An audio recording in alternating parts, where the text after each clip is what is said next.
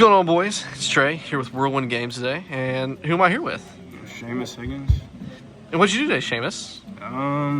Played White Forest. Played White Forest. What'd you do with White Forest? So I took it to the Louisville regional, and pretty much waxed Drake. Like I haven't lost to Draco Tail in testing, and I didn't lose to it at all at the regional.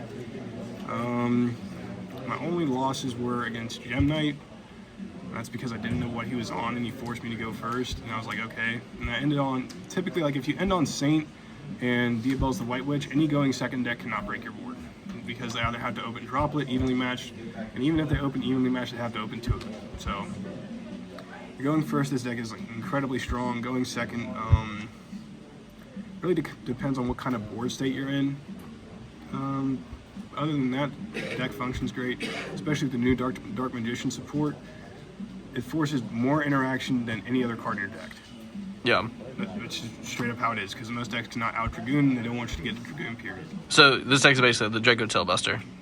Like, it smokes Draco Tail. Like, I think I'm 8-1 against Draco Tail in testing and tournaments right now. All right, well, let's get to it. So you play the one of Stellar. Yeah, let's go ahead. It's kind of like the inferior starter, just because it gets hit by pretty much every single hand trap. However, this does help you play under Droll, because you don't have to send to add, and this gets you. This is like essentially a one-card Diabelle, which gets you to the new Junior Synchro Monster Zaylin, which gives you an additional interruption on your opponent's turn. So you've got the one LZ, Evil LZ. This card's kind of crazy because one, it gets you into your Sinful Spoils package, and two, it's an additional level 2 extender. So if you start with LZ, you're no longer like dead in the water. So you're playing 3 of the good LZ. This card, insane, sending for cost. You open any kind of going second trap, Blackout Laughs, any of your engine cards like Curse of Diabelle, you get 2 adds for 1, and then being able to blackout pretty much any card on the field is insane. Yeah. So then your primary normal summon is going to be Sylvie. You can chain block, adding back LZ. So you spit out a tuner with Diabelle, or you bring this back. You add back the LZ, you bring back, you special summon Sylvie like during the end phase. So then you go chain link 1 LZ, chain link 2 Sylvie, so this resolves, so you can get it back, so you have follow up for the next turn. But this adding any kind of spell trap is just crazy. And also it just gives you infinite follow up. So you're playing the 1 Tails, and then 3 of the field spell. Playing Sinful Spoils of the White Forest isn't great in my opinion, unless you're playing Guardian Chimera, because you have to control a Spellcaster, Illusion, or Fiend, which ultimately sucks. So if you open it, you have no initial plays with it. Same with Tails, that's why you're only playing 1. You're playing 1 so you have multiple search targets instead of just 3 field spells. So that's pretty much it for your White Forest names. So then for your Sinful Spoils package, you're playing 3 Wanted. It's a necessity right now. 1 Susurrus. I needed to replace Sinful Spoils of the White Forest, and Susurrus just made a bit more sense because it gives you the recursion that the Sinful Spoils of the White Forest does, but it also helps you get follow-up. So, as I'll talk about later when we get to the extra deck, this card is crazy because you can bounce back Sylvie, you can bounce back Diabelle, start to get any of your power extra deck cards back on the field. And you're playing the 1 Silvera. This is better than Mori in this format, simply because if you hard open it, send it with Diabelle Star, insulates your Sinful Spoils plays, Deception, Diabelle Star, and it gives you an additional interruption on your opponent's turn, so they cannot interrupt your Vengeance. You're playing the 1 of Deception. You don't need to play more. If they banish this with Sting, it's not that big of a deal. You just shuffle it back with Wanted. But then just the recursion of this card, being able to send it off of Diabelle, so you don't have to have an additional spell in your hand, is just great. Hallowed, you're only playing the 1. We're not playing Debtors anymore. Debtors just isn't as good as Hallowed, like not even close. Pretty much any time you would need to summon something off of Debtors is if you get Fuad, and even then this deck doesn't play super hard into Fuad anyway, you just don't care. So just the 1 Hallowed's been working fine with me. You're playing 2 Black Witch. So originally we were only playing 1, because you were playing 4 copies anyway with Wanted, but now you're playing 2 because with the new Dark Magician of Destruction, I'm going to call it D-Mod. Card's just insane, but you need to have another copy just for follow-up, at getting more spells, and it's just a great card in general because, like I was saying earlier, being able to bounce this back with Susurrus just gives you infinite follow-up, and it just never, you never really run out of gas. So then for the Diabell package, you're playing 1 White Witch, 1 Vengeance, 1 Filia, and 1 Curse. This is all you play. I wouldn't play more unless you're playing like the Azamina Diabell deck, and like that's it. Curse is actually a really good interruption, especially if you add it back off of Diabell if you already have a trap in your graveyard. Because being able to have a board wipe on top of all your interruption is just insane. And this card is just like, White Witch is just MVP. Yeah.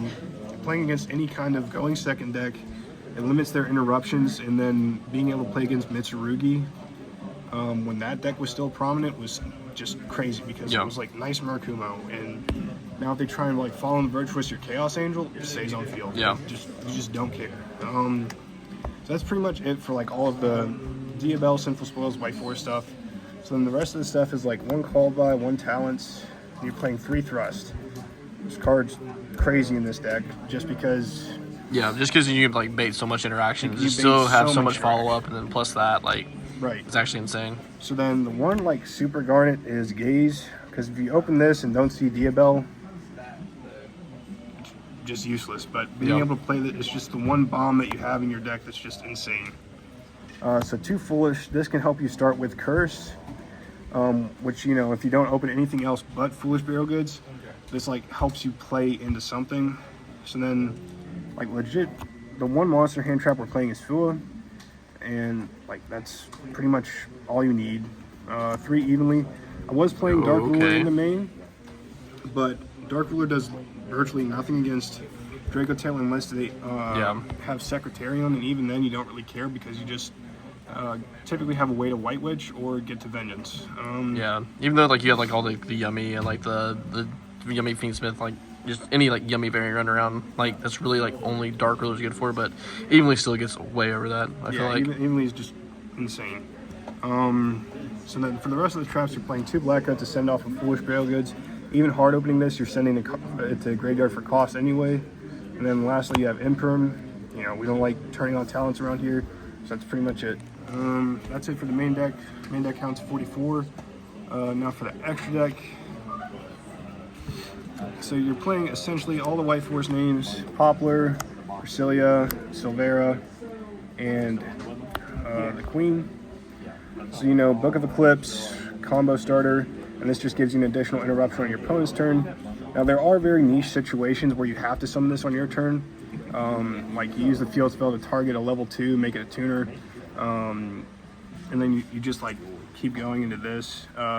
This card's insane, especially like against any like XYZ deck. And then sometimes it's like the really niche effect about Ursilia is bringing it back to protect your Synchro Illusion and Spellcaster monsters. But this card, crazy because now it can spit out this. Yeah, this card is like popped up in like a lot of White Forest decks. I think just being like this card's insane. And the fact that it's a tuner too is like actually like really insane. It can be used as a non-tuner. Yeah. So like you can make Pep, you can make Jiraiya Sheen easy, like more accessible. But this card's just very versatile. It's so versatile because you're like, okay, that will resolve chain whatever, and then you're just like, okay, I'm going to use this to negate the chain link 1, which is just crazy. Yeah. So then 1 Chaos Angel. Nice. how are you gonna help this boy, huh? Can't be destroyed by battle now. So the card's crazy. Vengeance is crazy because you can target any card on the field or graveyard, and then like just interrupt their plays. And so this card, I really want to cut, but you really can't. So this turns your Diabell Star into like a 3.5 card combo if you open no White Forest names. Like you can even make this now, even with this card, which really kind of sucks because you're not plussing any. You're kind of just like breaking even. And if your opponent opens any hand trap, you kind of just get shafted anyway.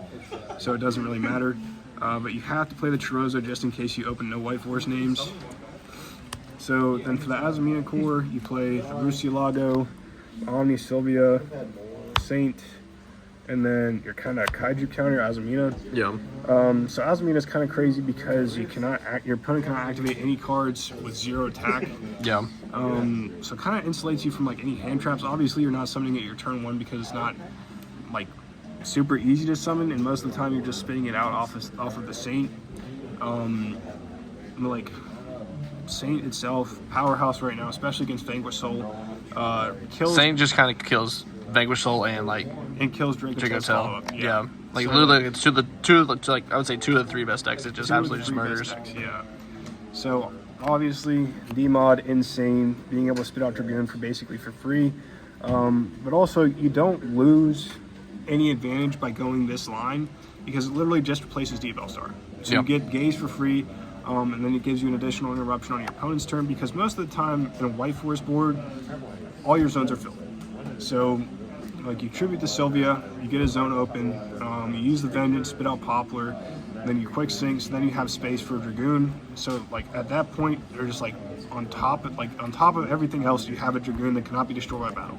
Yeah. So they've already burned their droplet, already burned everything else.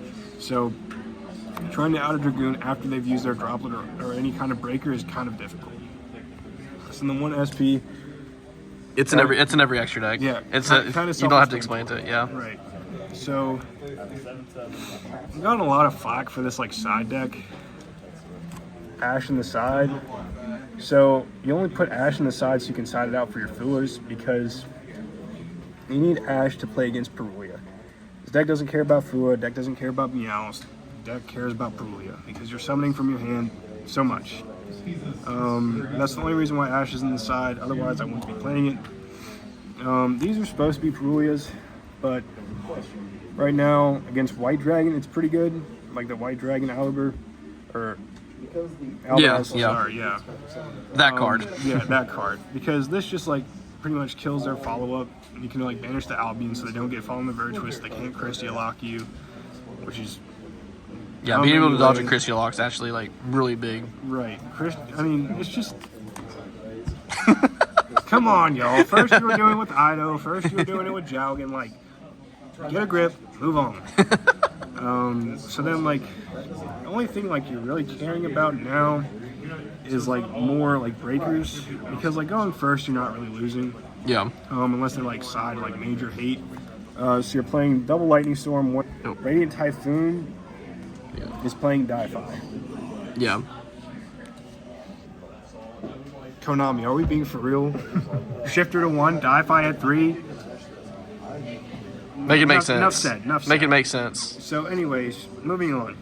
So going second, you need some kind of Sinful Spoils option that is like active on your turn. So being able to push Secretariat into the back row is pretty good. And pushing any kind of problem card. Funny thing is, you push Mirror Jade in the back row with this, they can't summon another Mirror Jade. Big brain plays. So now you get into a bit more of the toxic part of the deck. So you're playing 1 Full Force, 1 Deck Debbie, and 1 Eradicator. Okay, so we're playing just virus the deck. You're playing the whole virus package because there's one time at the regional where I gave this Lunalight player 17 draws. Understandably, because like it was game 3, so I couldn't really just like sit there and be like, okay, yeah, go ahead, whatever. You gotta go make a play. So I thrust, set Full Force. I destroy 8 cards out of his hand. And I mean, that's gotta feel good. And then I sit there and I look at the rest of his hand, and it's Thrust, Duster, Lightning Storm, Droplet, and I'm like, okay. But, you know, you can only do so much. So then the last 2 slots are Dragon's Mind. This card's crazy because you can reset. You can send it, reset it. Small price of 2,500 light points. But pretty much any of your DL cards make this live. Bestials make this live. Card's just insane. And if you want to win more, you can send it off of Foolish. So, you know, no skin off of your back. It's free counter trap. Judgment's limited. It's a small price to pay, but that's the White Forest list that I'm playing for now. These guys. Deuces.